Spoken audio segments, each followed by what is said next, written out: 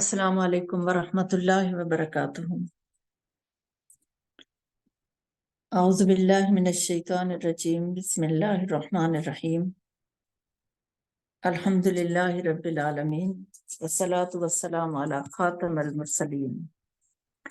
رب اشرح لی صدری ویسر لی امری واحلل عقدۃ من لسانی یفقہوا قولی، رب زدنی علما۔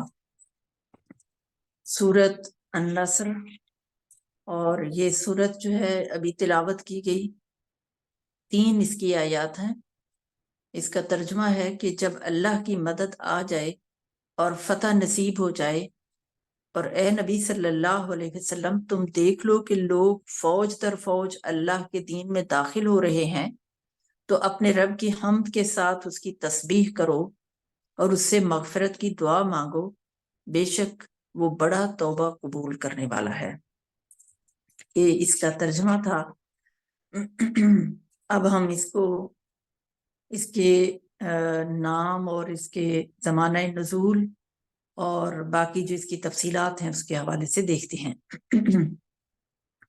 نام اس کا النصر بھی ہے اور الفتح بھی ہے،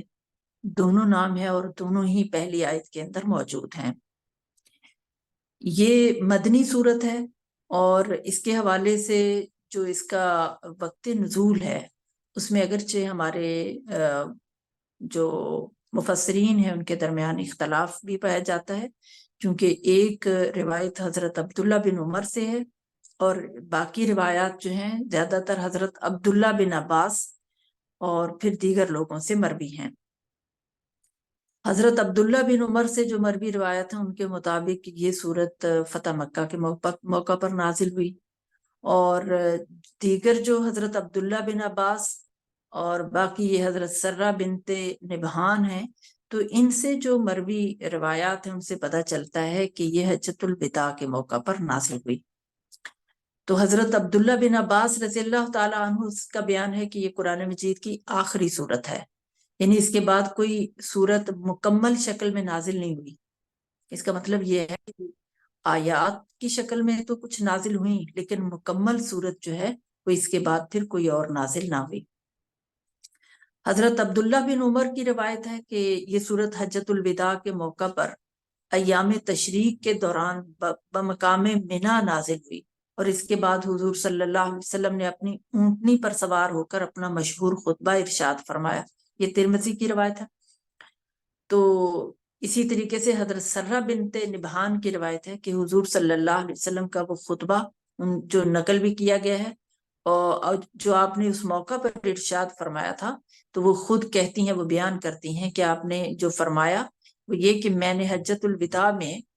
حضور صلی اللہ علیہ وسلم کو یہ فرماتے سنا کہ لوگوں جانتے ہو کہ یہ کون سا دن ہے؟ لوگوں نے عرض کیا اللہ اور اس کے رسول کو زیادہ علم ہے۔ فرمایا کہ ایام تشریق کے بیچ کا دن ہے۔ پھر آپ نے پوچھا جانتے ہو یہ کون سا مقام ہے؟ لوگوں نے عرض کیا اللہ اور اس کے رسول کو زیادہ علم ہے۔ فرمایا یہ مشعر حرام ہے۔ پھر حضور نے فرمایا کہ میں نہیں جانتا، شاید اس کے بعد میں تم سے نہ مل سکوں۔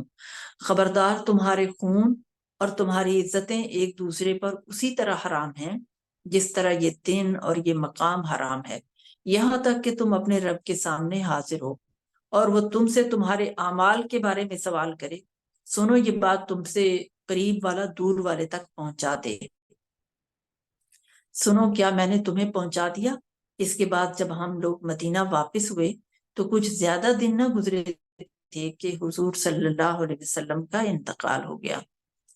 ان دونوں روایات کو ہم ملائیں اور دیکھیں تو معلوم ہوتا ہے کہ سورہ نصر کے نزول اور رسول اللہ صلی اللہ علیہ وسلم کی وفات کے درمیان 3 مہینے کا وقفہ ہے، کیونکہ تاریخ کی روح سے حجۃ الوداع اور حضور صلی اللہ علیہ وسلم کے وصال کے درمیان اتنا ہی زمانہ پایا جاتا ہے، 3 ماہ کا۔ حضرت عبداللہ بن عباس رضی اللہ تعالیٰ عنہ کا بیان ہے کہ جب یہ سورت نازل ہوئی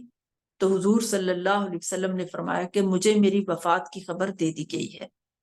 اور میرا وقت پورا ہو چکا ہے۔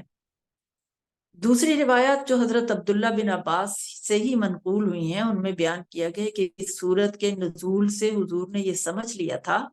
کہ آپ کو دنیا سے رخصت ہونے کی اطلاع مل گئی ہے۔ المومنین حضرت حبیبہ رضی اللہ تعالی عنہا فرماتی ہیں کہ جب یہ صورت نازل ہوئی تو حضور صلی اللہ علیہ وسلم نے فرمایا اس سال میرا انتقال ہونے والا ہے۔ یہ بات سن کر حضرت فاطمہ رو دیں۔ اس پر آپ نے فرمایا میرے خاندان میں تم سب سے پہلے مجھے آ کر ملو گی۔ یہ سن کر وہ ہنستی، اور اسی طرح سے ملتی جلتی دیگر بھی روایات ہیں، تقریباً وہ بھی اسی طرح کے الفاظ جو ہیں ان کے اندر پائے جاتے ہیں۔ حضرت عبداللہ بن عباس فرماتے ہیں کہ حضرت عمر رضی اللہ تعالیٰ عنہ مجھے غزوہ بدر میں شریک ہونے والے بڑے بڑے جو کبار صحابہ تھے ان کے ساتھ اپنی مجلس میں بلاتے تھے۔ یہ بات بعض بزرگوں کو ناگوار بھی گزرتی تھی کہ یہ آج کا بچہ ہے جو ہماری محفلوں میں بیٹھتا ہے، تو اس کو خاص طور پر ہمارے ساتھ ہی کیوں مجلس میں شریک کیا جاتا ہے۔ اس پہ حضرت عبد الرحمن بن عوف اور بڑے بڑے دیگر صحابہ ہوتے تھے، تو حضرت عمر رضی اللہ تعالیٰ عنہ نے فرمایا کہ علم کے لحاظ سے اس کا جو مقام ہے وہ آپ لوگ نہیں جانتے۔ پھر ایک روز انہوں نے انہی کبار صحابہ کو بلایا اور مجھے بھی ان کے ساتھ بلا لیا۔ میں سمجھ گیا کہ آج مجھے یہ دکھانے کے لیے بلایا گیا ہے کہ مجھ کو ان کی مجلس میں کیوں شریک کرایا جا رہا ہے۔ دوران گفتگو میں حضرت عمر رضی اللہ تعالیٰ عنہ نے انہی کبار صحابہ سے یہ پوچھا، یہ بدر کے تمام وہ لوگ تھے جنہوں نے غزوہ بدر میں حصہ لے رکھا تھا،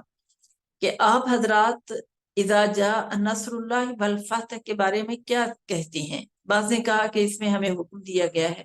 کہ جب اللہ کی نصرت آئے اور ہم کو فتح نصیب ہو تو ہم اللہ کی حمد اور اس سے استغفار کریں۔ بعض نے کہا اس سے مراد شہروں اور قلعوں کی فتح ہے۔ بعض خاموش رہے۔ اس کے بعد حضرت عمر رضی اللہ تعالیٰ عنہ نے کہا کہ ابن عباس کیا تم بھی یہی کہتے ہو؟ میں نے کہا نہیں۔ انہوں نے پوچھا پھر تم کیا کہتے ہو؟ تو میں نے عرض کیا کہ اس سے مراد رسول اللہ صلی اللہ علیہ وسلم کی وفات ہے۔ اس میں حضور صلی اللہ علیہ وسلم کو خبر دی گئی ہے کہ جب اللہ کی نصرت آ جائے اور فتح نصیب ہو جائے تو یہ اس بات کی علامت ہے کہ آپ کا وقت آن پورا ہوا۔ اس کے بعد آپ صلی اللہ علیہ وسلم اللہ کی حمد اور استغفار کریں۔ اس پر حضرت عمر رضی اللہ تعالیٰ عنہ نے فرمایا کہ میں بھی اس کے سوا کچھ نہیں جانتا جو تم نے کہا ہے۔ اور ایک روایت میں یہ اضافہ بھی ہے کہ حضرت عمر نے شیوخ بدر جو تھے ان سے فرمایا کہ آپ لوگ مجھے کیسے ملامت کرتے ہیں جبکہ اس لڑکے کو اس مجلس میں شریک کرنے کی وجہ آپ نے خود دیکھ لی۔ یعنی یہ حضرت عبداللہ بن عباس کی فہم و فراست اور ان کا علم جو ہے اس کے حوالے سے یہ ترجیح ان کو دی گئی۔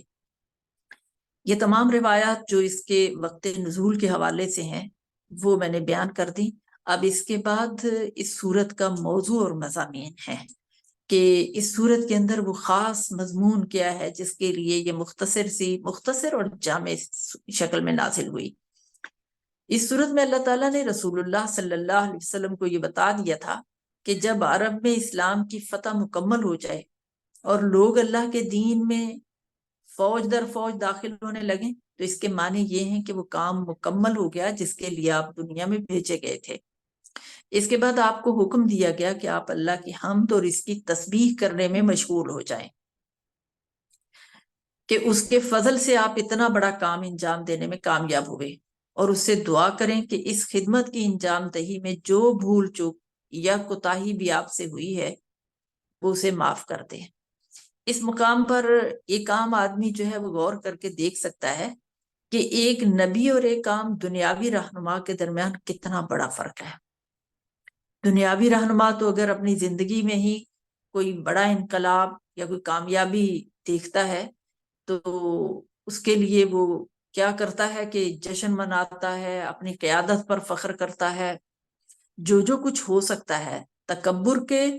اور اس کے ساتھ ساتھ یعنی خوشی دیوانی اس کی بنی ہوتی ہے۔ اب اس میں وہ بہت ساری حدود کو پامال بھی کرتے ہیں۔ تو ایسے میں یہاں پر عام دنیاوی ایک لیڈر اور رہنما کا انداز یہ ہوتا ہے، لیکن یہاں اللہ کے پیغمبر ہیں جن کو ہم دیکھتے ہیں کہ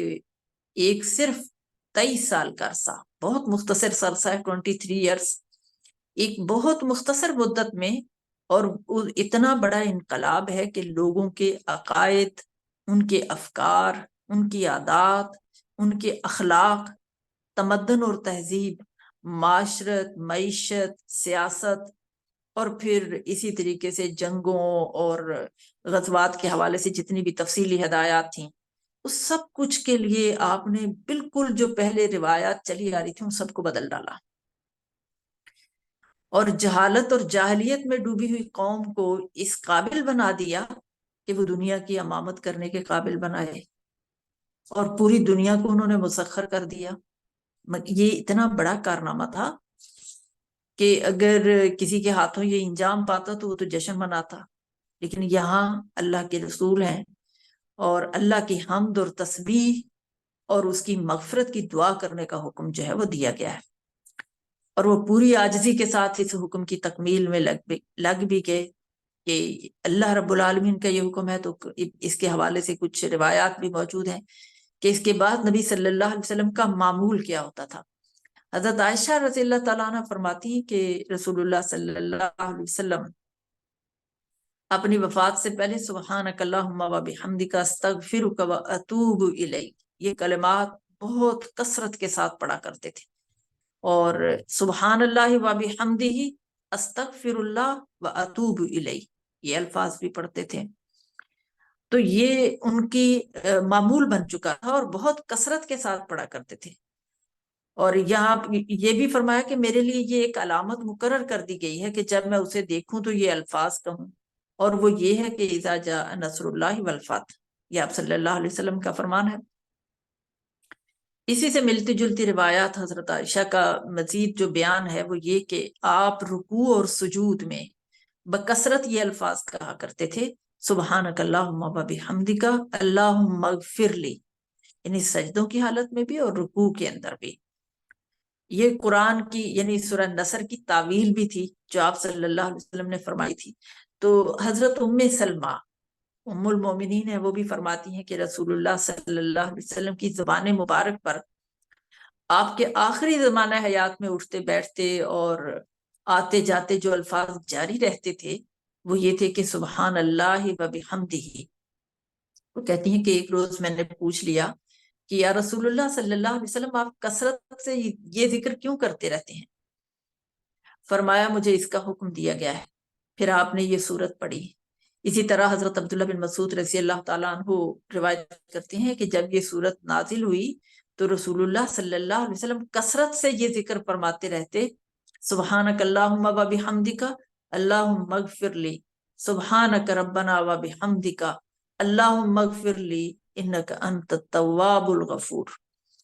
اور حضرت عبداللہ بن عباس کا بھی بیان ہے کہ اس سورت کے نازل ہونے کے بعد رسول اللہ صلی اللہ علیہ وسلم آخرت کے لیے محنت اور ریاضت کرنے میں اس قدر شدت کے ساتھ مشغول ہو گئے جتنے اس سے پہلے کبھی نہ ہوئے تھے۔ یہ ساری تفصیلات جو اس کے اندر دراصل اس کا موضوع اور مضامین کے لحاظ سے بھی بنتی ہیں، اور پھر آپ صلی اللہ علیہ وسلم کے لیے جو ہدایات تھیں اس کے لحاظ سے میں نے بتا دیا۔ اب ہم ایک ایک آیت کو دیکھ لیتے ہیں، یہ 3 مختصر آیات ہیں۔ پہلی آیت میں فرمایا کہ اذا جاء نصر اللہ والفتح، 2 الفاظ اس میں استعمال ہوئے ہیں کہ نصر اور فتح، تو آیا یہ دونوں ہم معنی ہے؟ کافی حد تک تو ہم معنی بھی لگتے ہیں، لیکن جو مفسرین نے اس کے حوالے سے تفصیلات بیان کی ہیں وہ یہ کہ نصر سے مراد وہ مدد نہیں ہے جو زندگی کے بیشتر معاملات میں انفرادی اور اجتماعی طور پر صاحب ایمان لوگوں کو ملتی ہے۔ تو صاحب ایمان لوگوں کو اللہ تعالیٰ کی طرف سے پہنچتی رہتی ہے، بلکہ اس سے مراد وہ مدد ہے کہ جس مقصد کے لیے نبی کریم صلی اللہ علیہ وسلم کو مبعوث کیا گیا تھا اور مسلمان آپ کے ساتھ شب و روز جس مقصد کے حصول کی تگ و دوگ میں لگے ہوئے تھے وہ مقصد اللہ کے دین کو غالب کرنا تھا، جس کے بعد پھر کفر اسلام کے راستے کی رکاوٹ بننے کی بجائے اسلام کے لیے راستہ چھوڑنے پر مجبور ہو گیا۔ اسی طرح فتح سے مراد کسی ایک جنگ کی فتح نہیں ہے، بلکہ وہ فتح ہے جس کے بعد کفر کی قوتیں دم توڑ گئیں۔ اب اگر بعض ہمارے جن صاحب نے یہ سمجھا کہ اس فتح سے مراد مکہ فتح ہے، تو یہاں پر دوسرا موقف بھی آتا ہے کہ یہ ایک فتح مراد نہیں ہے، بلکہ دراصل یہ وہ حقیقی فتح ہے حق کی باطل کے اوپر، کیونکہ مکہ فتح ہونے کے بعد بھی ہم دیکھتے ہیں کہ غزوہ حنین بھی ہوا، غزوہ تبوک بھی ہوا، اور اس طرح کے دیگر غزوات بھی پیش آئے. تو اگر دیکھا جائے تو اس لحاظ سے بھی پتہ چلتا ہے کہ غزوات تو ابھی باقی تھے.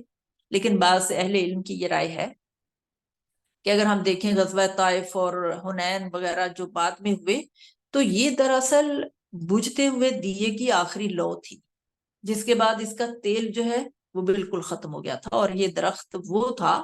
جس کی جڑیں اب خشک ہو کر رہ گئی تھی، یعنی اب ان میں دم خم نہیں تھا. یہ آخری ایک طرح کا مارکا تھا. اس کے بعد تو بس یہ ان کا اپنی طرف سے تھوڑا بہت سر اٹھانے کی کوشش تھی کہ ہم مزاحمت کر کے دیکھیں، لیکن حقیقی فتح مکہ کے وقت ہی، مکہ فتح کے وقت ہی ہو چکی تھی. اب اس کے بعد آگے جو چیز آ رہی ہے وہ یہ کہ اس حوالے سے دو فتح جو ہیں، فتح کا جو نمایاں پہلو ہے وہ ہم دیکھتے ہیں، وہ اگلی آیت میں آ رہا ہے، اور وہ ہے وَرَأَيْتَ النَّاسَ يَدْخُلُونَ فِي دِينِ اللَّهِ أَفْوَاجًا. کہ نبی صلی اللہ علیہ وسلم تم دیکھ لو کہ لوگ فوج در فوج اللہ کے دین میں داخل ہو رہے ہیں. یہ فتح کا نمایاں پہلو ہے کہ لوگ جوک در جوک شامل ہو رہے ہیں دین اسلام کو قبول کرنے کے لیے. اس سے پہلے یہ عالم تھا کہ قبائل کے لوگ دین اسلام کی حقیقت کو تو جان چکے تھے اور مان بھی چکے تھے، لیکن ابھی وہ دیکھ رہے تھے کہ جس کو دوسرے لفظوں میں کہتے ہیں تیل دیکھو اور تیل کی دھار دیکھو. ابھی وہ یہ دیکھ رہے تھے کہ پلڑا کون سا جھکتا ہے، اور اگر باطل کا پلڑا ہی بھاری رہا تو پھر ہم ابھی اسلام قبول نہیں کرتے، نہ جانے اس کے بعد حالات کیسے ہوں. تو ہمیں کچھ انتظار کرنا چاہیے. اگر کوئی اسلام قبول بھی کر رہا تھا تو ایک ایک دو دو کر کے تھے. جب یہ صورت نازل ہوئی ہے، مکہ فتح ہو گیا ہے، اور اب جو 9 ہجری کا سال ہے، اس کو بلکہ عام الوفود بھی کہتے ہیں کہ یہ وفود کے آنے جانے کا سال. تو اس میں لوگ پورے پورے قبائل کی شکل میں آ کر اسلام قبول کر رہے تھے، بلکہ یہاں تک کہ یمن سے 700 لوگوں کا ایک وفد آیا جس نے اسلام قبول کیا، اور یہ بہت بڑی تعداد تھی. تو لوگ قبائل کی شکل میں آ کر اسلام قبول کر رہے تھے. عرب کے گوشے گوشے سے یہ وفود آ رہے تھے، نبی صلی اللہ علیہ وسلم کی خدمت میں حاضر ہوتے تھے اور آپ کے دستے مبارک پر بیعت کر رہے تھے. یہاں تک کہ 10 ہجری میں جب حضور صلی اللہ علیہ وسلم حجۃ الوداع کے لیے تشریف لے گئے تو اس وقت پورا عرب اسلام کے زیر نگین ہو چکا تھا اور ملک میں کوئی مشرک باقی نہیں تھا. یہ بہت بڑی فتح تھی، یہ حقیقی فتح تھی کہ اب کوئی مشرک جو ہے وہ اس ملک کے اندر باقی نہیں تھا. پھر تیسری آیت جو ہے فَسَبِّحْ بِحَمْدِ رَبِّكَ وَاسْتَغْفِرْ إِنَّهُ كَانَ تَوَّابًا، کہ تو اپنے رب کی حمد کے ساتھ اس کی تسبیح کرو اور اس سے مغفرت کی دعا مانگو، بے شک وہ بڑا توبہ قبول کرنے والا ہے. اس آیت کے اندر 3 اہم باتیں جو ہیں ان کا حکم دیا گیا ہے، اور وہ 3 اہم باتیں یہ ہے کہ اللہ کی تسبیح، اور پھر دوسری بات یہ کہ اللہ کی حمد، اور تیسری چیز جو ہے وہ ہے استغفار. تو یہ 3 کام جو ہیں جن کی طرف نبی صلی اللہ علیہ وسلم کو متوجہ کیا گیا، حکم دیا گیا، ان میں سے ایک ایک کو ہم دیکھتے چلے جاتے ہیں. تو سب سے پہلے تسبیح اور حمد کا آیا ہے. اب اللہ کی تسبیح اور حمد، فسبح بحمد ربک، کہ اپنے رب کی تسبیح اور حمد جو ہے اس کے ساتھ واستغفر، اس سے استغفار کرو، انہ کان توابا، کہ بے شک وہ بہت توبہ قبول کرنے والا ہے. تسبیح کا مطلب ہی یہ ہے کہ اللہ کو اس سے پاک اور منزہ قرار دینا کہ وہ کسی بھی قسم کی کمی یا کسی بھی قسم کا کوئی کسی دوسرے کا محتاج ہے. اللہ کی نہ تو کسی کا محتاج ہے، نہ ہی اس کے کلمے کو بلند کرنے کے لیے اس کو واقعتاً کسی جتھے اور گروہ کی ضرورت ہے کہ وہ ساتھ ملیں گے تو اللہ کا کلمہ بلند ہوگا. وہ کسی کا محتاج نہیں. اور اب یہ بات بھی کہ اس کی حمد، تو حمد سے مراد اللہ تعالیٰ کی تعریف اور اس کی ثنا، اس کا شکر ادا کرنا، یہ سب معنی ہے. اور اللہ کو یہ جو اس کی تسبیح اور حمد بیان کرنا ہے، یہ دراصل اس موقع پر اس لیے بھی ارشاد ہوا کہ اپنے رب کی قدرت کا یہ کرشمہ دیکھو، اور تم اپنی آنکھوں کے سامنے دیکھ رہے ہو کہ اتنی بڑی فتح جو حاصل ہوئی ہے تو اس کی حمد کے ساتھ اس کی تسبیح کرو۔ اس میں حمد کا مطلب جو ہے وہ یہ کہ عظیم کامیابی کے متعلق تمہارے دل میں کبھی یہ خیال پیدا نہ ہو، کبھی کوئی شائبہ تک بھی نہ آئے کہ یہ تمہارے اپنے کمال کا نتیجہ ہے، بلکہ اس کو سراسر اللہ کا فضل اور کرم سمجھو۔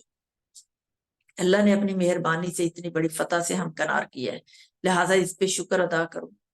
اور قلب اور زبان سے اس امر کا اعتراف کرو کہ اس کامیابی کی ساری تعریف اللہ ہی کو پہنچتی ہے۔ اور جو بندہ شکر ادا کرتا ہے تو شکر کا یہ قرآن حکیم کے اندر ہی اللہ نے فرمایا کہ وَسَنَجْزِي الشَّاكِرِينَ، شکر کرنے والوں کو اللہ عنقریب اور زیادہ دے گا۔ اور وَمَن يَشْكُرْ فَإِنَّمَا يَشْكُرُ لِنَفْسِهِ، جو شخص شکر ادا کرتا ہے وہ اپنے ہی لیے یہ بھلا کرتا ہے۔ اور تیسری چیز جو آتی ہے قرآن حکیم میں، لَإِن شَكَرْتُمْ لَأَزِيدَنَّكُمْ، کہ اگر تم شکر کرو گے تو ہم تمہیں مزید دیں گے۔ تو گویا شکر جو ہے وہ ہر حال میں کرنا ہے۔ اب اسی سے یہ تو ایک بڑی فتح ہے کہ جس جیسی فتح کسی اور کو نہیں ملی، اور غلبہ اسلام یہ بہت بڑی فتح ہے جو مسلمانوں کو ملی ہے ایک مختصر سے عرصے میں۔ تو واقعتاً سر جھکے ہوئے، عاجزی اور انکساری کے ساتھ اللہ ہی کی تسبیح کرتے ہوئے، اللہ کی حمد اور اس کی ثنا بیان کرتے ہوئے اور استغفار کرتے ہوئے، یہ تینوں چاروں پہلو جو ہیں وہ اس کے اندر شامل ہیں۔ نبی صلی اللہ علیہ وسلم کا اپنا عمل، مکہ فتح ہوا ہے، اور کتنے مختصر عرصے میں مکہ فتح کر لیا ہے کہ ابھی یہاں سے جب آپ کو بے دخل کیا گیا تھا، مکہ سے ہجرت کرنے پر مجبور ہوئے تھے، تو 8 سال کا انتہائی قلیل وقت ہے جس میں کفار کی طرف سے، دشمنوں کی طرف سے کسی سال بھی چین سے بیٹھنے نہیں دیا گیا۔ مسلسل حملوں پہ حملے اور غزوات پہ غزوات، اور اس کے ساتھ یہود و نصارہ کو بھی ساتھ ملا کے، اور پھر وہ جو غزوہ احزاب جس میں سارے گروہوں کو ساتھ شامل کر لیا،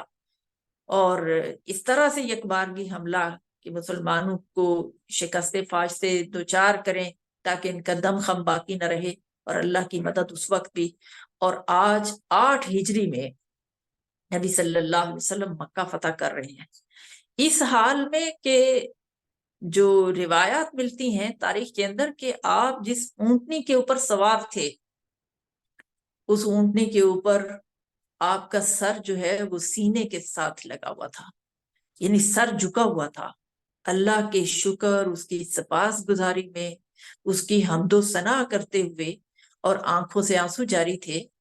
تو یہ سراسر اس رب کا شکر ادا کرنے کے لیے کہ جس نے اس فتح سے ہمکنار کیا۔ دنیا کے فاتح جو ہیں جب وہ کسی علاقے کو فتح کرتے ہیں تو فاتح قوم کو کسی مفتوح قوم کے علاقے میں داخل ہوتے وقت ساری دنیا دیکھتی ہے کہ کس طرح وہ داخل ہوتی ہے، قتل و غارت ہوتا ہے، خون کی ندیاں بہتی ہیں، اور اکھاڑ پچھاڑ اور سب کچھ جو ہے وہ اوپر نیچے ہر چیز جو ہے وہ تباہ و برباد کر دی جاتی ہے۔ پھر غرور اور تکبر انسان کے اندر اس حد تک بھر جاتا ہے کہ انہوں نے اپنے قوت بازو سے یہ فتح حاصل کی ہے، اور دوسری قوموں کو کوئی اہمیت نہیں دی جاتی۔ لیکن یہاں حال کیا ہے کہ آپ صلی اللہ علیہ وسلم نے عام معافی کا اعلان کر دیا ہے، جو کعبہ کے اندر داخل ہو اسے بھی معافی ہے، جو ابو سفیان کے گھر میں داخل ہو اسے بھی معافی ہے، جو اپنے گھر کا دروازہ بند کر لے اس کے بھی لیے بھی معافی ہے، اور پھر جو بڑے بڑے سردار آپ کے سامنے کھڑے ہیں ان کے لیے بھی آپ نے فرمایا لا تثریب علیکم اليوم انتم الطلقاء، تمہارے لیے آج کوئی سرزنش نہیں ہے، تم سب آزاد ہو۔ یہ سب اب آج ڈھیر ہو گئے ہیں آپ کے قدموں میں، اسلام قبول کرنے کے لیے لوگ جوک در جوک آنا شروع ہو گئے ہیں۔ یہ پورا سال 8 ہجری کے بعد جو 9 ہجری ہے، پھر دین اسلام چونکہ غالب آ چکا ہے پورے عرب کے اندر۔ اسلام ہی دراصل اب ایک دین ہے، باقی تمام دم توڑ چکے ہیں۔ اسلامی ریاست پہلے سے قائم تھی، اب اس کو قوت مل چکی ہے، استحکام مل چکا ہے، اب اس پورے ملک کا جو قانون ہے وہ دین اسلام ہے۔ لہٰذا اب یہاں پر اب آپ اندازہ کیجئے کہ ہر ایک جو ہے اس کی خواہش ہے کہ وہ پہلے سب سے پہلے جا کے نبی صلی اللہ علیہ وسلم کے ہاتھ پہ بیعت کر لیں۔ تو لوگ گروہوں کی شکل میں، قبیلوں کی شکل میں اکٹھے ہو کر آ کر دین اسلام قبول کر رہے ہیں، اور یہ بہت بڑی کامیابی ہے۔ اسی لیے یہ حکم کہ فسبح بحمد ربک، اپنے رب کی تسبیح اور اس کی حمد، اس کا شکر ادا کیا جائے، واستغفرہ، اور اس سے استغفار کیا جائے۔ اب استغفار کی یہاں پر کیا اہمیت ہے؟ تو استغفار انسان بڑی سے بڑی کامیابی بھی حاصل کر لے تو یہ کامیابی کوئی اس کا اپنے قوت بازو سے حاصل نہیں ہوتی، کوئی اس کی اپنی مہارتوں اور اس کی اپنی تدبیروں سے نہیں ہے، سراسر اللہ کی تائید سے ہے۔ اور جو اللہ کی تائید سے اس کو کامیابی ملی ہے، تو اس کے لیے جو جدوجہد کی گئی ہے، اس میں جہاں کہیں کوئی خلا رہ گیا، کوئی کمی رہ گئی، کوئی کوتاہی ہو گئی، تو لازمی ہے کہ اس کے اوپر اللہ سے معافی مانگی جائے، یعنی اپنے رب سے دعا مانگو کہ جو خدمت اس نے تمہارے سپرد کی تھی، اس کو انجام دینے میں تم سے جو بھول چوک یا کوتاہی بھی ہوئی، اس سے چشم پوشی اور درگزر فرمائے۔ یہ وہ آداب ہیں جو دین اسلام نے سکھائے ہیں اپنے بندوں کو۔ کسی انسان سے اللہ کے دین کی خواہ کیسی ہی بڑی سے بڑی خدمت انجام پائی ہو، سب سے بڑی خدمت تو یہی ہے جو ہمیں نظر آ رہی ہے کہ 23 سال کے عرصے میں انقلاب، تو اس کی راہ میں خواہ کتنی ہی قربانیاں اس نے دی ہوں، اور اس کی عبادت اور بندگی بجا لانے میں خواہ کتنی ہی جانفشانیاں اس نے کی ہوں، اس کے دل میں کبھی یہ خیال تک نہیں آنا چاہیے کہ میرے اوپر میرے رب کا جو حق تھا وہ میں نے پورا کا پورا ادا کر دیا، بلکہ اصل بات تو یہ ہے، حق تو یہ ہے کہ حق ادا نہ ہوا، یہ آخری دم تک یہ خیال باقی رہے، ہمیشہ اسے یہی سمجھنا چاہیے کہ جو کچھ مجھے کرنا چاہیے تھا وہ میں نہیں کر سکا، اور اسے اللہ سے یہی دعا مانگنی چاہیے کہ اس کا حق ادا کرنے میں جو کوتاہی بھی ہوئی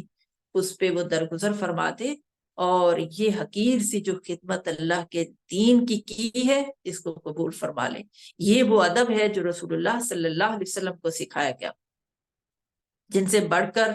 اللہ کی راہ میں سعی و جہد کرنے والا کوئی اور نہیں ہے، اور کسی انسان کا کوئی تصور بھی نہیں کر سکتا کہ اتنی بڑی خدمت اتنے مختصر عرصے میں ہو سکتی ہے۔ تو دوسرے کسی کا یہ مقام کہاں ہو سکتا ہے کہ کوئی اپنے چھوٹے سے عمل کو بڑا عمل تصور کرنا شروع کر دے اور اس غرور میں مبتلا ہو جائے کہ اللہ کا جو حق اس پر تھا اس نے ادا کر دیا۔ اللہ کا حق اس سے بہت بالا و برتر ہے کہ کوئی مخلوق اسے ادا کر سکے۔ تو اللہ تعالیٰ کا یہ فرمان مسلمانوں کو ہمیشہ کے لیے یہ سبق دیتا ہے کہ اپنی کسی عبادت اور ریاضت اور کسی بھی خدمت دین، ہم چھوٹے چھوٹے لوگ ہیں اور بڑے اس کے حقیر سے انسان ہیں، ہم سے 100 خطائیں ہوتی ہیں، یہ اس کی دین کی خدمت کے ہی یہ سارے کے سارے یہ اس وقت جو کارگزاری آپ کے سامنے ہے یہ اس دین کی خدمت کے لیے ہے، یہ ساری سرگرمی دراصل اس دین کی بول بالے کے لیے، اس کو سر بلند کرنے کے لیے ہے کہ اللہ کا دین زیادہ سے زیادہ لوگوں تک پھیل جائے۔ اب اس سارے کچھ میں بہت سارے لوگ کام جو کرنے والے ہیں، اللہ ان کی نیتوں سے بھی آگاہ ہے، اور جتنے اخلاص کے ساتھ جس نیت کے ساتھ کام ہو رہا ہے اللہ تعالیٰ اس کو قبول بھی فرما لے، لیکن کسی کامیابی کے اوپر یا کسی خدمت دین کے اوپر کسی کو بھی کسی لحاظ سے کوئی ناز نہیں ہے کہ میں نے بہت کام کر لیا، میں بہت اس راستے میں میں نے